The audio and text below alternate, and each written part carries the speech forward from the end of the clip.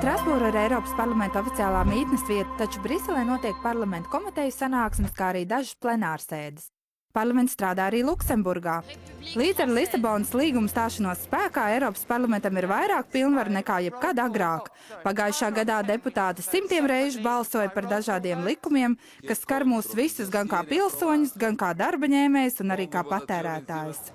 Ar Lisabonas līguma stāšanos spēkā ir nostiprināts arī Eiropas pilsoņu tiesības. Pamatiesību harta kļūst saistoša visām iestādēm. Turpmāk visos likumaktos un veiktajās darbībās Eiropas pilsoņu civilās, politiskās, ekonomiskās un sociālās tiesības ir nostiprinātas.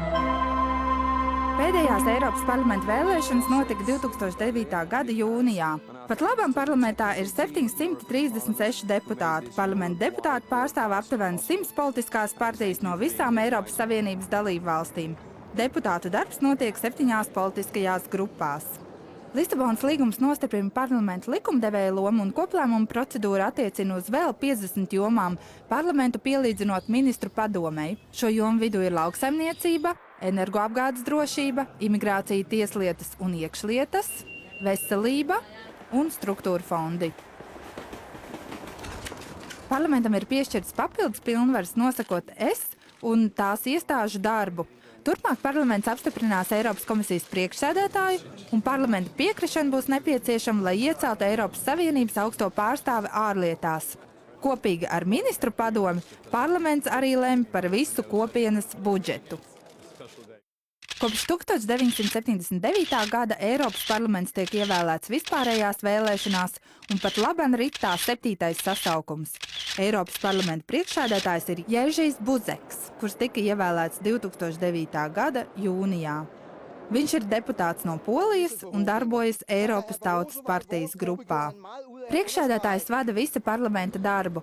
Viņš vada plenārsēdes un ir parlamenta ārējo attiecību pārstāvis, aktīvi iesaistoties starptautiskajās attiecībās.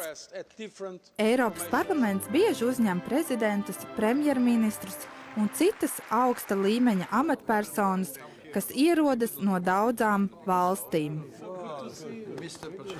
Parlaments piešķir lielu nozīmi ārējo attiecību veidošanai, tādēļ tas aktīvi iestājas par Eiropas Savienības lomas nostiprināšanu starptautiskajā arēnā. Deputāti darbojas grupās atbilstoši savai politiskai piederībai.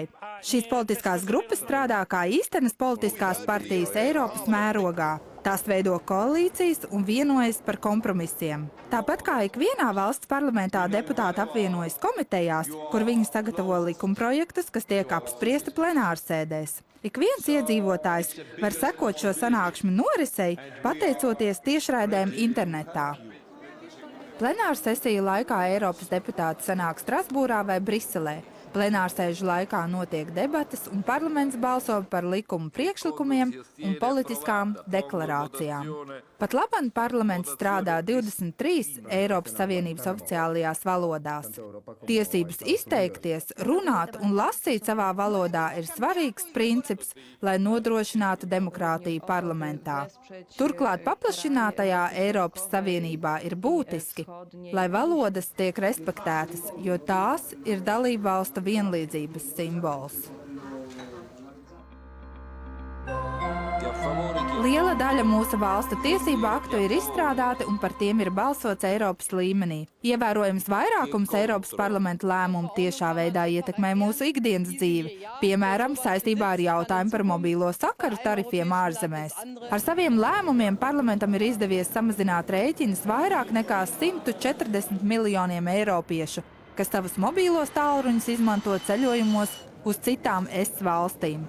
Rūpējoties par pilsoņu tiesību nodrošināšanu, Eiropas parlaments arī pauž savu nostāju un ASV attiecībās, piemēram, sākotnēji noraidot nolīgumu par bankas datu nodošanu, izmantojot SWIFT tīklu un par gaisa transporta pasažieru datu nodošanu. Galvenais Eiropas izaicinājums ir būt spējīgai efektīvi ievērot tirgus likumu, saglabājot sociālo tiesību kopumu, kas garantē sociālos pabalstus un dzīves kvalitāti. Tāpēc, pieņemot pakalpojumu direktīvu, kas pakalpojumu sniedzējiem ļauj strādāt savā profesijā visā parlaments rūpējās par pareizu līdzsvara atrašanu.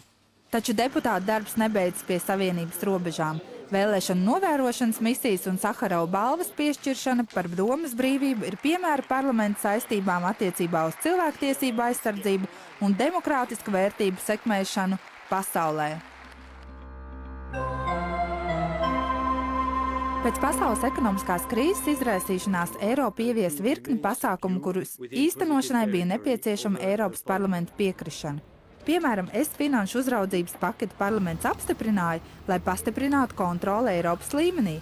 Turklāt tā paredz tieši to finanšu iestāžu uzraudzību, kurām raksturīgs ievērojams sistemātiskais risks. Parlaments arī pieņēma savu nostāju attiecībā uz alternatīvu ieguldījumu fondu pārvaldību, pieprasot jaunus noteikumus par to risku pārredzamību un samazināšanu, kuri apdraudētu Eiropas Savienības ekonomiku.